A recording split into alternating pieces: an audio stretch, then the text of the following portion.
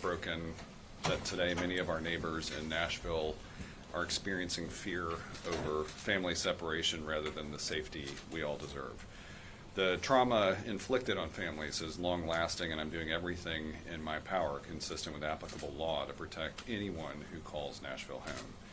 What's clear today is that people who do not share our values of safety and community have the authority to cause deep community harm. We're still working to determine more about what happened over the weekend, but what we know right now, based on public statements, is that state and federal officials coordinated without us to engage in traffic enforcement actions clearly intended to target immigration concerns. I have requested, and Director of Law Wally Dietz has sent a letter to the state seeking the names and charges against any individuals arrested during this weekend's actions. I want to reinforce MNPD has asserted to us that they were not involved in these actions.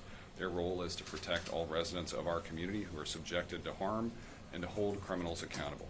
My office is in regular contact with the Metro Nashville Police Department to ensure we keep the public updated and deliver accurate information and the accountability the community deserves. Immigration enforcement is a federal responsibility. MNPD officers are not ICE.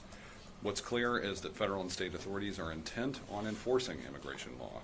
Their approach is not our understanding of what a Nashville for all of us looks like, and we're grateful to our community partners who make all of our residents feel welcome. And I am pleased to be joined this afternoon by Hal Cato from the Community Foundation of Middle Tennessee, who has an important announcement about exactly that partnership. Hal, thank you. Thank you so much, Mayor, and for the opportunity to be here. I'm here to announce that the Community Foundation of Middle Tennessee, in partnership with Tennessee Justice for Our Neighbors, Connexion Americas, and Turk, will be launching a new fund called the Belonging Fund. We want to make sure that the immigrant community in this town knows that we have their back, and the fund will raise dollars that will support the needs of our immigrant community, especially those who've been affected by the ICE raids yesterday, providing funds to support childcare, transportation, housing assistance, food insecurity, and really anything else that they need. Last year we did the Imagine Nashville survey, and the number one value that came out of that research was the sense of belonging that people have in this community. More than 75% of our immigrant population that answered that survey said that they feel like they belong here. And this fund has been set up to let them know that we agree, and we want to make sure that their needs are cared for. We'll be announcing, the fund will be going live this afternoon, and we're hoping that the community will see it as a way to let our immigrant neighbors know that they're supported and that we want them here. Thank you. To Hal's point, as far as we can tell, this is a first of its kind fund supporting our immigrant and refugee community in moments of crisis, which have been many in that community over the past several weeks. And it will be online today, cfmt.org/belonging. With that, happy to take questions. Yeah. We've been hearing that there may be more of these types of sweeps that may occur in Nashville in the, I don't know if it's in the near future or far flung, but in either case, is the city considering doing anything to prevent this, or are you in a position where you're powerless?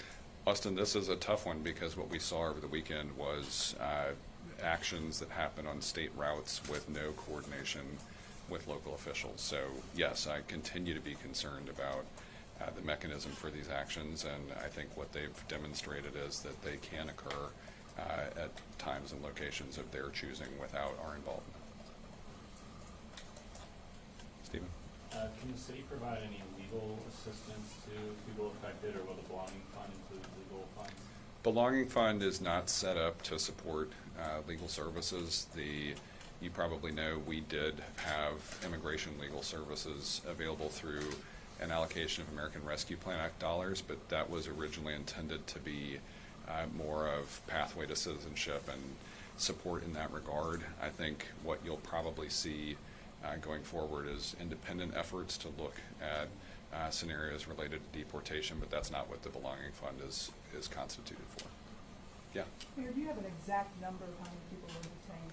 We do not. That is one of the reasons we have started to engage formally with state and federal officials to try to get more about that. And Wally, I don't know if you want to say anything more on that topic.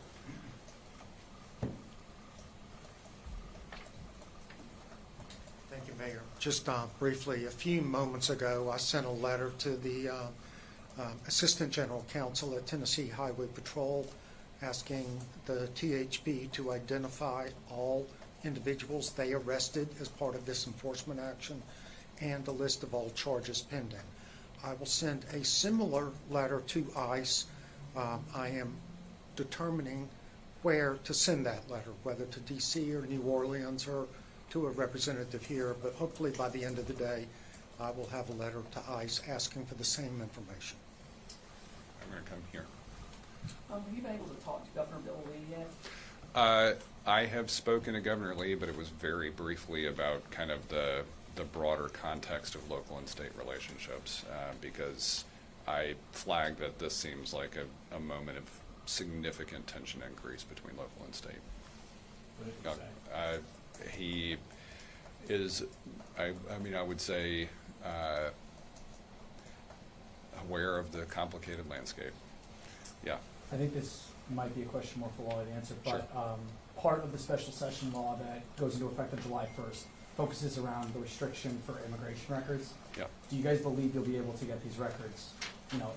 I'm going to let Wally answer that also, because we have talked about there's sort of the world today as we kind of get past that 100-day mark of a new federal administration, but then I think there's also the world of July 1st, which is when new state law takes effect. So, Wally. Yes, I believe the THP records of the arrests will be available. At least the name of the individual who was arrested and what charges were filed. Other parts of that THP file may be part of their criminal investigation, which those records are protected, but I do not believe the name and the charges filed are secret or should be secret. As far as ICE goes, your guess is as good as mine. They have been totally opaque in responding to requests for information. I'm going to come back here. In other documents now where people are putting names and trying to say if this family member is missing, we don't know where they are, how can you speak to those families, and what is your advice that they should be doing if they are just terrified, not sure when they, or if, or how, or when they could see their family? Yeah, I think my understanding is that the Tennessee Immigrant and Refugee Rights Coalition will be joining the Immigrant Caucus this afternoon at a press conference here.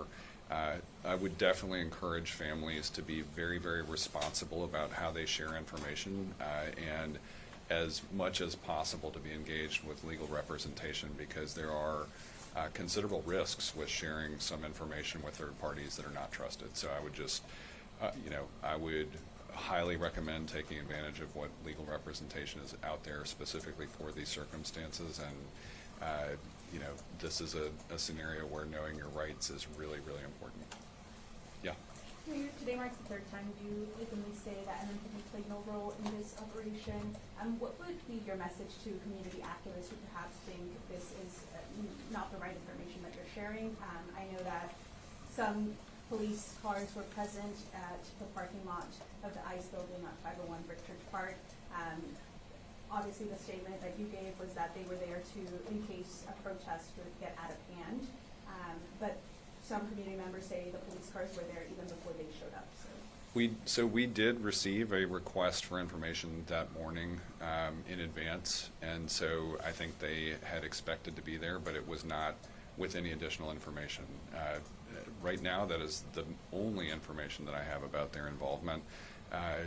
We did have a media organization reach out, and it turns out there was an unrelated incident involving violent crime, and somebody who was completely disconnected from any of THP's actions that did involve separate federal law enforcement. And so I would say encourage everybody to wait, to not necessarily be the first to weigh in on things until we know more information. We take that approach too. I would not be asserting this if we had not talked directly to MMPD leadership, if we had not had verifiability through our Department of Law on all of this correspondence and policy.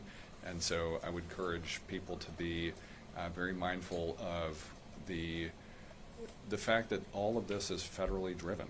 And so we are doing our best on the ground to take care of one another, and that is why our local partnerships and our support for one another matter so much. I'm going to come back to Will Metro be contributing to We have not yet. I mean, this is something that has developed quickly under the same principles of that we spoke about in the state of Metro.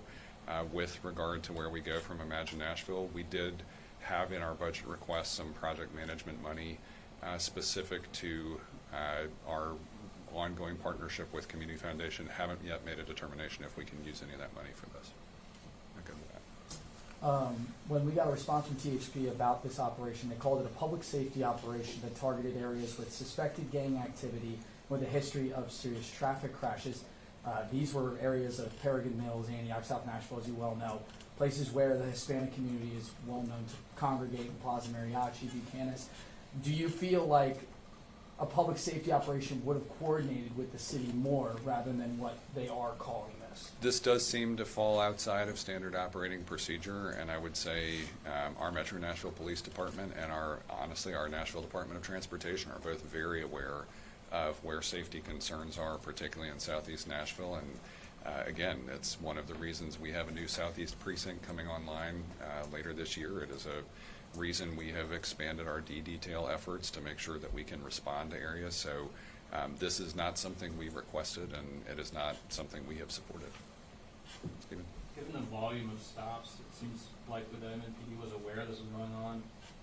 In the middle of it, is there any way the city can alert people or? Will be, I mean, I'd say as we kind of absorb what has happened, I think that's one of the biggest questions we have. I think also, though, that's why we want to be in a position where we can respond to impacted families as quickly as possible. That's why Director Dietz is engaged in follow-up efforts to see if we can identify who was impacted. You know, I think we have to be very, very careful based on where we know the landscape is shifting with law to make sure that we are compliant with applicable law, though. Yeah. I spoke with an immigration coalition that was out there. They say that they're in contact with at least 3 people that were arrested and then released because they had asylum paperwork on them. They said that there were other people that had licenses or other documentation, but that was just not something that was being accepted, I guess.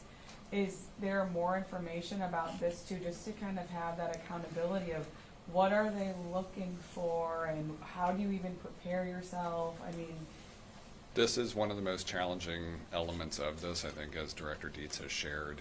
Efforts to get an understanding of the nature of the operation, the nature of the stops themselves, the preparation that anyone could make for this. It is very challenging. So I had not heard those accounts, but I guess I would say I'm also not surprised to hear that it does feel a little bit chaotic. Let's do 2 more. Yeah. Yesterday, Growing Immigrants organization was there and tell about they have information to our people in the community was arrested there, didn't receive any water and any, health things like, go to the bathroom and everything the right way. Any possibilities, you can check it out, that things and working, so we have better situation when they arresting us. We've heard across the country deep concerns about detention, just the circumstances there for people who have been detained. Unfortunately, again, as Wally has indicated, this is a place of opacity. We know that there were some people denied entry to the ICE facility, and so it is not a local operation, and it's a very difficult place for us to be able to make any guarantees about the conditions inside. And so this is a very similarly challenging matter, and it's again, it's why we're trying, as we have the capability to take care of people, we're stepping up to do that when and where we can. Thanks. Go back here. Do you still have a question? Yeah. Sorry.